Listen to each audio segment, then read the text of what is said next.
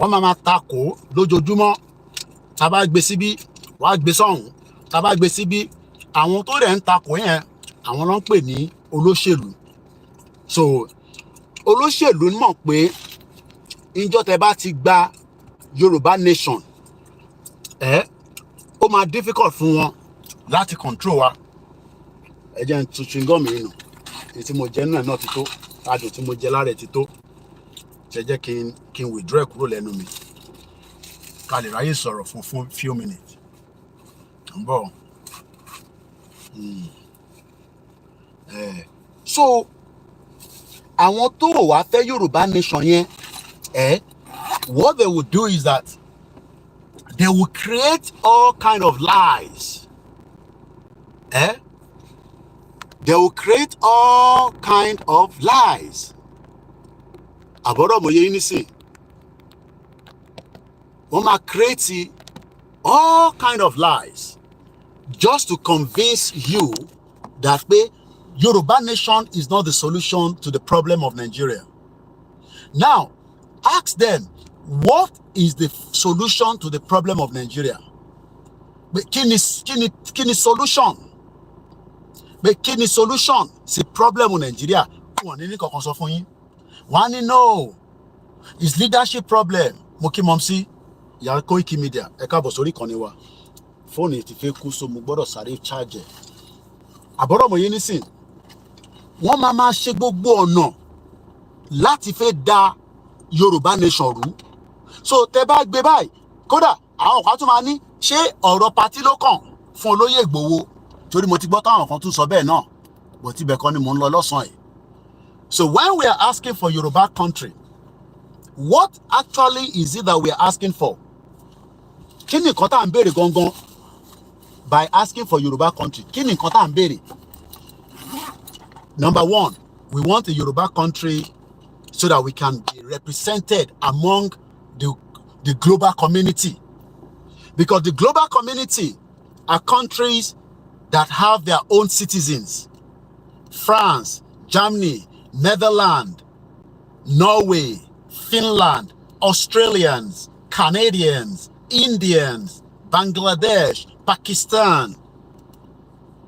But we don't have a country. A country.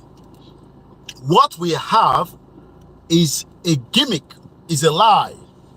And that lie has gone for too long. And it is time now that agbọ́dọ̀ yọ shaft. Because tó bá ra rice, tó bá lókúta nínú, ó máa jẹ́ a big obstacle fún ẹ. Tó bá gbé sínú báyìí, ó lè ba yín jẹ́. So, but many people think that asking for Yoruba country is calling for war. No, it's not calling for war. It is just the right that any other countries around the world are enjoying today. The benefit táwọn tó ń jẹ lẹ́nìí, mo kí àdìtú ọ̀rọ̀. Benefit táwọn tí wọ́n wà láwọn countries around the world. Àǹfààní tó ń jẹ, òun làwa náà fẹ́ jẹ. Àǹfààní yẹn ni pé ká kọ́kọ́ mọ ta ni wá. Because when you are saying that you are a Nigerian, but yet you are not represented as Yoruba, wọ́n ṣe ṣẹ̀ṣẹ̀ dè lẹ́ni nísìn.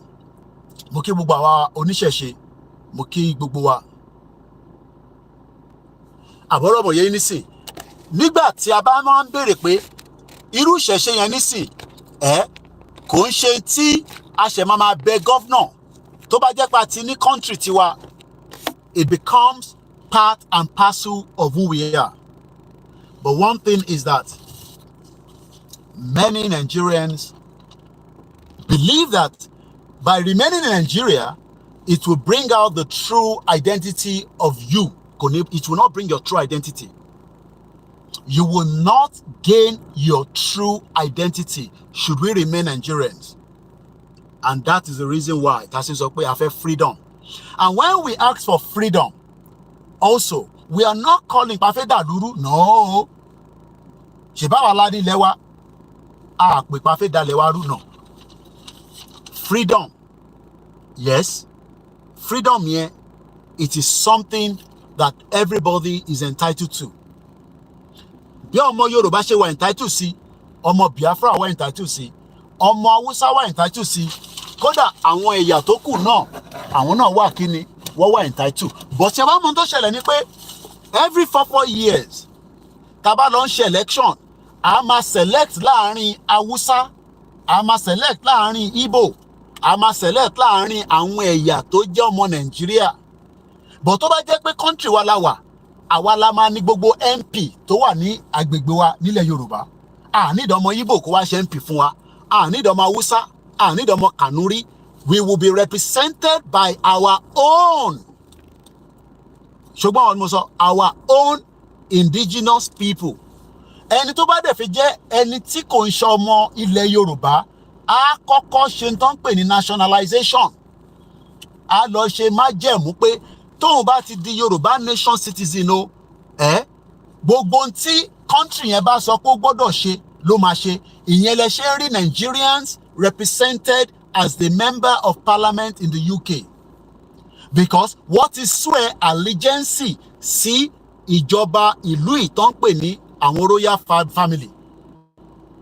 Whether bí King Charles bá ṣaláìsí lẹ́nìí, ẹni tó máa jẹ lẹ́yìn ẹ̀, what is swear allegiance sí, that is what your passport means, your British passport. So lọ́jọ́ iwájú táwa náà bá ti dá dúró, ẹni tó bá náà fẹ́ ṣe citizenship ní Yorùbá, ó kọ́kọ́ gbọ́dọ̀ ti swear allegiance pé yes, gbogbo tí ẹ bá sọ pé ó gbọ́dọ̀ ṣẹlẹ̀ ní gẹ́gẹ́ bí citizen ló máa ṣe. So when people are now saying that, oh, we're entitled sí nǹkan tá à ń pè fún irọ́ ló pa. We are entitled to a freedom known as a country away from the one that we are presently in. But kò ń ṣe gbogbo èèyàn ló máa accept it. So ẹ má rò pé gbogbo ọmọ Yorùbá ló máa accept pé ká lọ. Because àwọn ọmọ Yorùbá yẹn wọ́n ti parọ́ fún wọn for a very long time. So some of them don't even know the difference between what we are asking for. So an average ọmọ Yorùbá nísìn tó bá sọ pé a máa gba country, a ní kí la mean by that, a náà ti wà nínú country kan already. Because that is a lie that was cooked some few years back by àwọn tó colonize wa. The lies pé bá gbọ́ Prophet Tibetan wà á máa sọ ní gbogbo Nàìjíríà ti expire ní 2014. Ẹ gbọ́ tí bàbá Ezekiel tó sọ pé àsíá mẹ́ta máa jáde nínú Nàìjíríà. Ẹ gbọ́ tí bàbá Prophet Adébáyọ̀ tó ń sọ pé Yorùbá ó gbọ́dọ̀ dá dúró gẹ́gẹ́ bí orílẹ̀-èdè. Now tó bá jẹ́ pé tòótọ́ ni Nàìjíríà as a country, kí ló dé tí gbogbo àwọn ọ̀rọ̀ yẹn tó ń yọ jáde? Kí ló dé tí gbogbo àwọn ọ̀rọ̀ yẹn tó ń yọ jáde tó yẹ pé wọ́n ṣe stick pé Nàìjíríà gangan ni country? Because everybody mọ̀ pé Nàìjíríà kì í ṣe country. The international community knows, United Nations mọ̀ bí tí ilẹ̀ Yorùbá ń bẹ kó tó di pé wọ́n amalgamate Nàìjíríà. So can British unbundle the amalgamation? Yes, wọ́n lè ṣe. If Britain tó bá fẹ́ unbundle Nàìjíríà, oh yes, òun ló easy jù fún wọn láti ṣe. Because àwọn ni wọ́n pinlẹ̀ amalgamation yẹn pẹ̀lú àwọn ọba kan níjọ́ náà ní 19. Ẹ bá wá ń sọ nísìnyí pé a fẹ́ kúrò ní Nàìjíríà, ó kọ́kọ́ gbọ́dọ̀ sọ pé yes, a lè kúrò because àwọn ló ṣe formation Nàìjíríà. Àwọn ni wọ́n ṣe the nǹkan pè ní Nàìjíríà. But ṣé wọ́n máa wà honest láti the amalgamate Nàìjíríà? That is where the question is. Àwọn kan ní ká gbé wọn lọ sí court. Oh yes. Because if you live in a society where you can do things, properly through the legal means. Tá bá gbé Britain lọ sí court pé, okay, inter amalgamate, ẹ wá di amalgamate. Ó máa take forever. But probability pé ó máa ṣẹlẹ̀ máa wáyé. Tá bá ní ká kàn máa pe UN pé kẹ́ wá bá wa dá sí, United Nations ò kì í ṣe country. Débi pé wọ́n fún yín ní country. It is a body of countries. Countries ni ó make up in tó ń pè ní United Nations. So building tẹ́ ń rí yẹn tó ń pè United Nations is an institution tó represent gbogbo àgbáyé kan. Àwọn àgbáyé yẹn nísìn, each one of them wọ́n ní right gẹ́gẹ́ bí vote, but wọ́n tún wá ní àwọn kan tó wà superior. Àwọn yẹn ló máa ń pè ní àwọn tó ní security vote. Russia, China, UK, US, France, Germany, Canada, díẹ̀ lẹ máa rí bí African country wà níbẹ̀. Tó bá jẹ́ pé Nàìjíríà jẹ́ country tó ní kìíní, ó jẹ́ kí Nàìjíríà wà lórí United Nations Security Council. Ó rí pé Ghana wà níbẹ̀. But Nigeria ò sí níbẹ̀ because wọ́n mọ̀ pé ẹ̀yà oríṣiríṣi ló wà nínú Nàìjíríà. Because tá bá ní ká wà nínú Security Council, àwọn ẹ̀yà Málà lè sọ pé àwọn fẹ́. So it has always been a non-country. Lóòótọ́ Nigeria wà nínú UN because nígbà tí wọ́n fún wa ní independent, Nigeria apply fún United Nations membership. UN mi pé kíyàn app fún member. Wọ́n lè refuse ẹ, wọ́n lè accept ẹ. But in tó máa ń pé ṣé o ní country àbí tó bá jẹ́ pé o ṣe ń pètò fún country báwa ṣe ń pètò fún nísì. Number one ni pé do we have the people tó ń sọ èdè kan náà nínú bí tẹ́tí ti fẹ́ jáde? Tá bá wo ilẹ̀ Yorùbá lérìn nísìn, a rí pé ilẹ̀ Yorùbá tá à ń pètò pa fẹ́ kúrò nínú Nàìjíríà yẹn, ilẹ̀ yẹn wà fún rẹ̀. Ara tí UN nídìí nìyẹn, ẹ gbọ́dọ̀ ní territory. Tẹ́ ẹ bá ní territory, ẹ lè sọ pé fẹ́ gba country because oríbo lẹ ti fẹ́ máa govern. Àwa nísìn á ní territory but Nàìjíríà ni wọ́n gbélé lórí, àwa gangan la ní territory yẹn, ìyẹn ni bàbá Awólọ́wọ̀ ṣe sọ pé Nigeria is a mere geographical location. Okay, ẹ sọ ilẹ̀ Nàìjíríà fún mi. Níbo ni ilẹ̀ Nàìjíríà wà? Níbo ni wọ́n sọ ilẹ̀ tẹ́ ń kọ́lé sí orí ilẹ̀ ni mo dúró báyìí nísìn. Orí ilẹ̀ ni mo yìí wà. Ibo ni ilẹ̀ Nàìjíríà wà gangan? Ibo ló ń pè ní ilẹ̀ Nàìjíríà? Tá bá sọ pé Nàìjíríà, níbo ni ilẹ̀ wà? Ibo la fẹ́ sọ pé ilẹ̀ Nàìjíríà pé ibi báyìí yo ní Kánò ibẹ̀ yẹn ni ilẹ̀ wà o. Tẹ́ Ọ̀yọ́ state ní ilẹ̀ Nàìjíríà. Ṣé ẹja bẹ̀rẹ̀ báyìí? Ṣé Kwara state ní ilẹ̀ Nàìjíríà? Ìyẹn number one. Ṣé Kogi state ní ilẹ̀ Nàìjíríà? Ẹ máa bá mi fi sínú comment section. Ẹ máa kọ́mẹ́ǹtì, tẹ́ ẹ bá kọ́mẹ́ǹtì, a lè mọ̀ pa ń ṣètò. Ṣé Ondo state ní ilẹ̀ Nàìjíríà? Ṣé Ọ̀ṣun state ní ilẹ̀ Nàìjíríà? Ṣé Ọ̀yọ́ state ní ilẹ̀ Nàìjíríà? Ṣé Ògùn state ní ilẹ̀ Nàìjíríà? Ṣé Èkìtì state ní ilẹ̀ Nàìjíríà? Ṣé Lagos state ní ilẹ̀ Nàìjíríà? 8 state yẹn àwa ni a nílẹ̀ yẹn, but Britain wá gbé orúkọ mi lé lórí.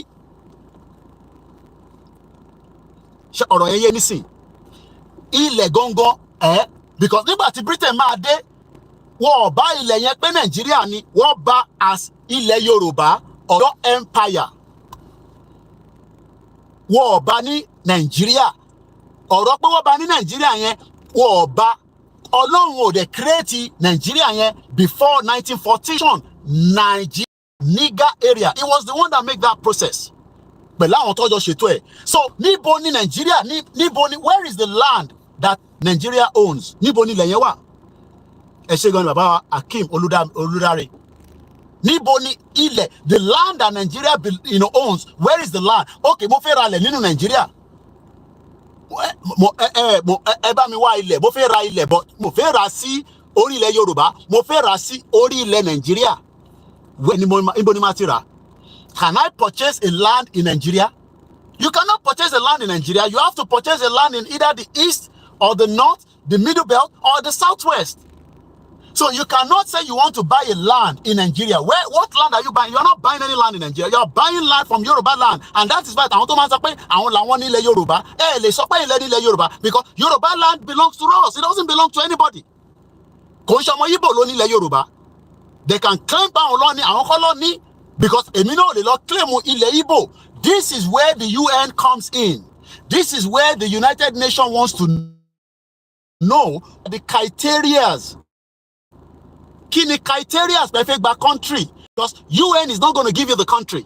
So tẹ́ bá rò pé UN níbo wá fún yín ní country, they are not any country. The United Nations is not to give a country, but they have the criterias.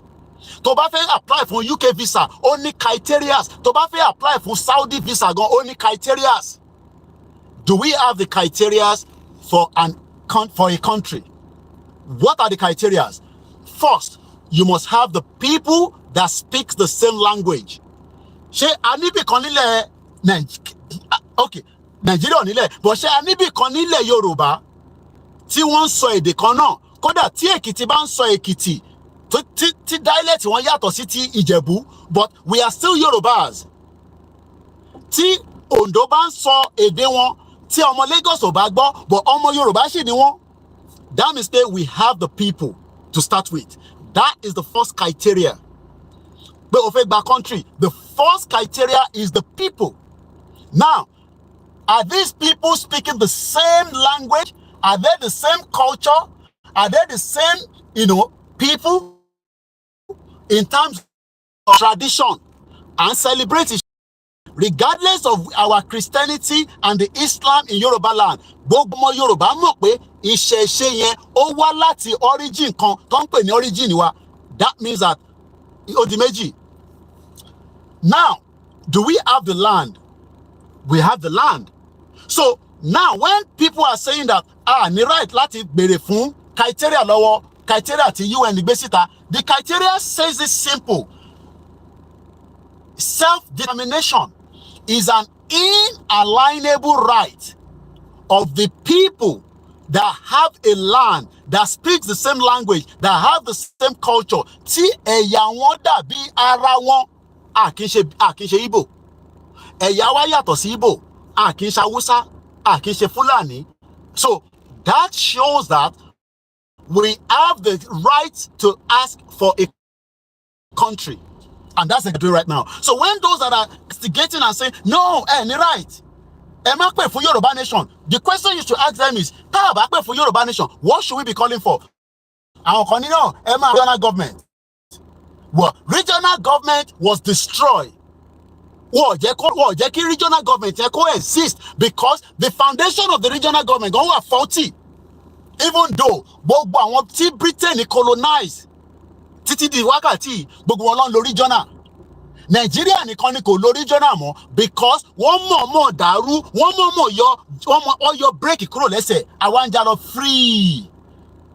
So this means that United Nations accept the Yoruba to apply for their own independent country, but that does not guarantee that the country tẹ́ wà nínú ẹ̀ tó yálẹ̀ wá lò, because Nigeria ló ń yá ilẹ̀ wá lò. So when people are saying that there is Nigeria is borrowing our land. Nigeria ń borrow ilẹ̀ wa.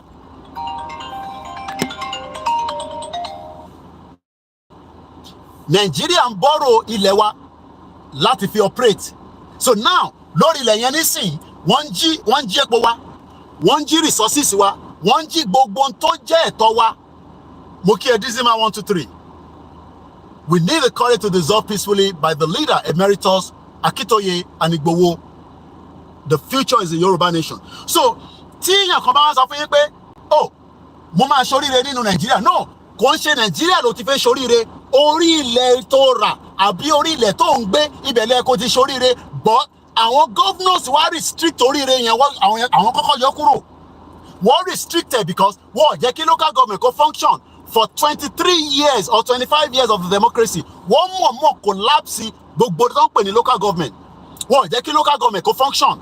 Because the role of the local government is to make sure that the people living within that locality, pé wọ́n rí ilé lọ, wọ́n rómi gbé, wọ́n rí iná lò, wọ́n rí school lọ, wọ́n máa wá fún local government ní budget as it is done here. Mo ti ń bọ̀ láti Northampton látẹ̀kan látàárọ̀, in tó ń sọ̀rọ̀ lé lórí ni pé gbogbo títì wọn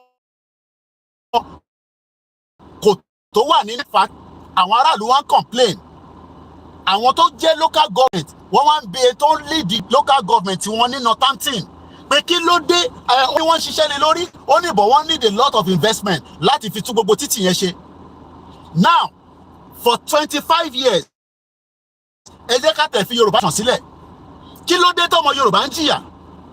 Why is it that Yoruba people are progressed in that local government, in that locality? Tí ó di pé ọmọ Olúṣọ̀gá ní sì kò gbọdọ̀ máa struggle gẹ́gẹ́ bí ọmọ Yorùbá nínú local government tó ń gbé ní Ọ̀yọ́ state, because local government gbọdọ̀ mọ̀ pé bí Ṣọ̀gá ọba rán mẹ́ lọ sí school kódà wọ́n gbọdọ̀ pè lẹ́jọ́. That is how it is done here. Local government ló wà in charge. Àwọn tí wọ́n wà ní locality yẹn wọ́n ti mọ̀ pọ́kẹ́ ibi tí mo wà yìí nísìn, àdúgbò tí mo wà yìí ni wọ́n pè ní Luton. So ní Luton yìí nísìn, ní each of the local government wọ́n mọ iye àwọn ọmọ tó bí, because tó bá ti ń bímọ sí hospital tó lọ register ọmọ yẹn wọ́n mọ̀ pé ọmọ yẹn ti ń gbé ládùúgbò yìí torí pé ó ti inform council náà make sure pé wọ́n wá tọ́jú ọmọ yẹn owó tí kò ní kankan ẹ̀tọ́ local government láti tọ́jú ẹ̀ ìyẹn ló fi máa sọ pé government property. Àwọn tó bá dẹ̀ wá òkè tí wọ́n ní the local government láti tọ́jú wọn wọ́n sì gbọ́dọ̀ inform local government pé a bí ọmọ tuntun sínú ilé yìí o àmọ́ a lè tọ́jú ẹ̀ a ní owó. Local government ló máa wá mọ iye school mélòó lẹ need tí ṣọ̀gá ò ní máa wá struggle torí pé iṣẹ́ tí ṣọ̀gá bá ń ṣe government gbọ́dọ̀ yọ tax nínú ẹ̀ nínú tax yẹn ló máa fi fund the local government but whether tẹ̀sán tax bẹ́ẹ̀sán tax Nigeria will work because the whole system tí Lagos State bí Dr. Aliu ṣe máa ń ṣàlàyé bí Lagos State bá pawó gidi wọlé based on the resources tó ń wọlé nínú Lagos State wàá divide wàá gbé lọ no wàá kọ́kọ́ gbogbo ẹ̀ wàá kó lọ sí federal wàá kó lọ sí center. Ilẹ̀ tàdé ń sọ yìí orí ilẹ̀ yẹn ni wọ́n ti make resources ọkọ̀ fi Nàìjíríà wọ́n fi bracket lé lórí so tó bá sọ pé Apapa port does not belong to Nigeria, it belongs to Yorùbá. Kí wọ́n ti máa fi tọ́jú ọmọ Yorùbá nìyẹn. Ondo State ó lómi lọ́wọ́ ó ní epo ibi tó ẹ̀kọ́ máa fi tọ́jú wa nìyẹn. Local government tó ń bẹ ní Ọ̀yọ́ State ó ẹ̀kọ́ máa fi tọ́jú gbogbo wa through tourism. This is how you now generate your resources to become income. Ìyẹn la ṣe máa lo GDP. Tabawo Dizima kí ni GDP Nigeria lẹ́nu nísìn for individual ní ìlú yìí. An average person gbọ́dọ̀ gba nothing less than 22,000 pounds tó bá ń ṣe full-time job. O gbọ́dọ̀ gba 22,000 plus many benefits. But nínú 22,000 yẹn wọ́n máa yọ tax lé lórí. Tó bá ṣe wá lówó sí, yes, tó bá fẹ́ lówó o gbọ́dọ̀ sọ tax. Àwọn kan sọ 40% nílùú yìí. So àwọn tó sọ 40% yẹn nísìn àwọn tó wà ní high bracket situation. Àwọn kan dẹ̀ wà wọ́n lè ṣiṣẹ́ fún ìdí kan àbí ìdí kejì bóyá wọ́n kán lápá ni ojú ń dùn wọ́n ni a máa pè wọ́n ní physical challenge people. Àwọn tó ti dàgbà tí àwọn náà ti ṣiṣẹ́ wọ́n gbọ́dọ̀ máa san pension fún wọn. Gbogbo àwọn tó ṣiṣẹ́ ní Nàìjíríà nísìn for 30 years àwọn dádì ẹ àwọn mọ́mí ẹ tó ṣiṣẹ́ ní Nàìjíríà kí ló dé tí wọ́n san pension fún wọn. Mo complain yẹn but complain tó wá jẹ́ the major reason tá a ṣe fẹ́ kúrò ni pé wọ́n ti jí identity wa. Nǹkan mo fi parí ètò yìí kò gbọ́dọ̀ ju 30 minutes lọ. Wọ́n jí identity mọ́ wa lọ́wọ́. Àwọn wo ló jí identity yẹn? Àwọn Britain ni wọ́n yọ identity wa kúrò. Wọ́n wá suppress ẹ̀ mọ́lẹ̀. Ìṣẹ̀ṣe ló jẹ́ kó jẹ́ the major part of Yorùbá land lẹ́nìí. Wọ́n yọ ìṣẹ̀ṣe kúrò. Wọ́n gbé Christianity wá. Wọ́n fi Islam sí lábẹ́lẹ̀. At the end of the day, ó bà future wa jẹ́ in between. Àwa ní àtẹ̀ mind àti accept Christianity àti accept Islam but a gbọ́dọ̀ padà sí bí orísun wa ṣe wà. Àwọn ọmọ Yorùbá wá ní no à ní tẹ̀lé Ìgbòho tó tá bá ti tẹ̀lé Ìgbòho a lọ máa rúbọ nìkan no. Gọ́ọ̀mẹ̀ntì Yorùbá ń ṣe pé a máa lọ máa rúbọ nìkan but a gbọ́dọ̀ bẹ́ẹ̀ náà ṣe ń kọ́ church ńláńlá lọ́jọ́ iwájú wọ́n gbọ́dọ̀ kọ́ ìṣẹ̀ṣe house tó máa tóbi ńláńlá tó edifice ńlá kọ sí United Arab Emirates. Àwọn Arab wọ́n sọ pé Hindu ni wọ́n kọ́ wá kọ sílùú wọn. Wọ́n mọ̀ pé kíkọ́ tó wá kọ yẹn ó máa mú ọ̀pọ̀lọpọ̀ ọmọ Hindu ní gbogbo àgbáyé kọ́ wá visit United Arab Emirates. Lọ́jọ́ iwájú àwa náà máa lọ kọ́ ìṣẹ̀ṣe sí Saudi Arabia. A máa make sure pé inú Saudi yẹn gangan a máa kọ síbẹ̀ lọ́jọ́ iwájú. A máa kọ sí UAE náà because that is who we are. A kì í ṣe Christian. A kì í ṣe Islam no. Wọ́n bí wa gẹ́gẹ́ bí irú mọ́lẹ̀ ọmọ Yorùbá but a ti accept pé Christianity is now part of us. Ẹ wá fẹ́ máa wá fi Christian àti Muslim ẹ fẹ́ máa fi govern Nàìjíríà. Ẹ fẹ́ fìyẹn fi máa tù wá lóminú pé tá bá ti pray. Ìyẹn ni bàbá Adébóyè ṣe keep quiet tí gbogbo ọmọ Yorùbá ń pariwo pé ebi ń pa wá ìyà ń jẹ wá bàbá yẹn ò gbóhùn sókè. Whereas gbogbo àwọn chọ́ọ̀chì tó kù àwọn mọ́ṣáláṣí tó kù gbogbo wọn sọ̀rọ̀ sókè. Kí ló dé tí bàbá Adébóyè táwọn keep quiet tó sọ̀rọ̀ sókè? Kí ló fà á? Nítorí pé wọ́n fẹ́ jẹ́ káwọn Christian tó ń gbé ní Nàìjíríà ti níta mọ̀ pé ní Nàìjíríà mẹ́wàá dẹ̀ ń ṣẹlẹ̀ Nàìjíríà. So UN kí n tó parí ètò will not give us the country but a ti fit in criteria láti gba country according to the United Nations rules and regulations. Now àwa máa ṣe tó ń pè ní lobby, a máa lobby àwọn country tó wà lábẹ́ UN, a bá wọn sọ̀rọ̀, a lè bá America sọ̀rọ̀, a bá Togo sọ̀rọ̀, but the most important thing ni pé àwọn tó tẹ̀ jẹ́ African countries tó jẹ́ ọmọ Yorùbá, àwọn la máa kọ́kọ́ bá sọ̀rọ̀ tó pọ̀ jù, nítorí pé èyí tó bá ti jẹ́ member UN as a country lọ́wọ́lọ́wọ́ nísìn, tó bá ti lè endorse wa, that's one point. Ṣé mọ̀ pé tá bá ń wo football, ẹ̀yin tẹ́ mọ̀ ń pa football, ṣé mọ̀ pé nígbà míì ó lè jẹ́ ó dà pé Arsenal àti Man City last game wọn ló fi decide ẹni tó win Premier League. So ọ̀rọ̀ Yorùbá nation ó máa jáde from different angle, but angle tó máa lọ gangan òun ni pé ká bọ́ sórí M1. Tá a bá ti wà lórí M1 tí mo ṣẹ̀ kúrò yẹn ó máa tètè fa gbogbo ẹ̀ wá sísàlẹ̀, wá kó gbogbo wa sórí round table, wọ́n lè kó wa lọ sí Qatar. Israel àti àwọn Palestinian bó ṣe ń para wọn tó ń jà, Anthony ó wà ní Egypt again báyìí, kí ni wọ́n ń ṣe? Wọ́n negotiate. Israel pẹ̀lú agbára tí Israel ní kò ì máa tí eradicate Hamas, pẹ̀lú agbára tó ní gbogbo àwọn ọmọ wọn tó capture wọ́n máa tí rí gbà. Kódà mẹ́fà nú àwọn ọmọ tí ó jẹ́ ọmọ Israel tí Hamas capture ní October 7 last year, ó máa pé ọdún kan in another few months. Mẹ́fà tuntun kú nú ẹ̀. Israel dẹ̀ fẹ́ gba àwọn ọmọ wọn padà, but Hamas sọ pé tẹ́ bá máa gba àwọn ọmọ wọn padà, a máa negotiate ni. Israel dẹ̀ ní agbára ju Hamas lọ because wọ́n ní gbogbo èròjà. So ìwọ tó ń rò pé Nàìjíríà ní èròjà tó lè fi bá Biafra jà, tó lè fi bá Yorùbá jà, tó lè fi bá Ìjọ jà, try gan. Ṣe kí ni? Try gan. Àìtí ìbọ̀ sórí M1 ni, tá bá ti wà lórí M1, Nàìjíríà ò ní agbára tó tó bẹ́ẹ̀. But ní tẹ́ fẹ́ ṣe ni pé ẹ fẹ́ divide àwa àti Igbo. Àwa àti Igbo tó fẹ́ lọ kò ń ṣe Igbo Peter Obi ó lé o, torí Peter Obi kò ní jẹ́ president Nàìjíríà tí Nàìjíríà máa fi pín. Ó ń tọrọ ẹ̀ ni. But Igbo tó náà fẹ́ lọ, tí gbogbo wa dẹ̀ mọ̀ pé àwọn fẹ́ lọ, kí ló dé tí gbogbo ọjọ́ ṣe sọwọ́ papọ̀ kájọ kúrò ní Nàìjíríà? Ṣèbẹ́ náà fẹ́ràn Igbo, ẹni wọ́n ti gba Ìbàdàn mọ́ yín lọ́wọ́, ẹni wọ́n ti gba Oǹdó mọ́ yín lọ́wọ́, ẹni wọ́n ti gba Lagos mọ́ yín lọ́wọ́. Ṣe jẹ́ ká wá tí Igbo kọ́ máa Nàìjíríà, káwa náà ká tira wa ká kúrò ní Nàìjíríà. Ẹ wá fẹ́ máa ṣe divide and rule, olè ní. Ó lè lẹ́yìn politicians àtẹ̀yìn ọmọ Yorùbá tẹ̀ ń sọ pé ká má bá Igbo, ẹ má bá Igbo ṣe o, because ẹ mọ̀ pé Igbo fẹ́ lọ, àwọn tó fẹ́ lọ wà nù wọn, kò dẹ̀ ṣe gbogbo Yorùbá náà ló fẹ́ lọ. So ẹ lè blame Igbo tó lọ, kẹ wá máa ní pé Yorùbá tó fẹ́ lọ náà ní blame wọn. It is vice versa.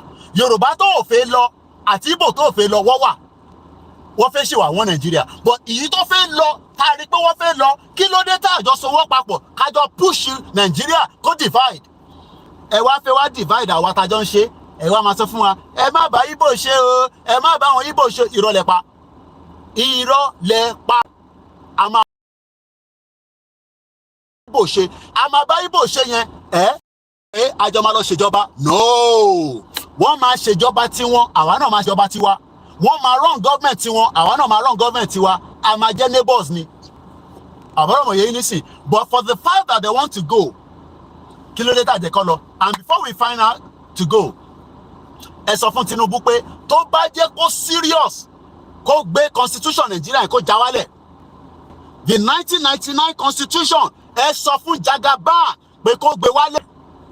Kí ló dé tó ń pẹ́ tó sì ń govern wa lórí constitution yẹn? Ọbásanjọ́ gan ti accept pé constitution yẹn fraud ni.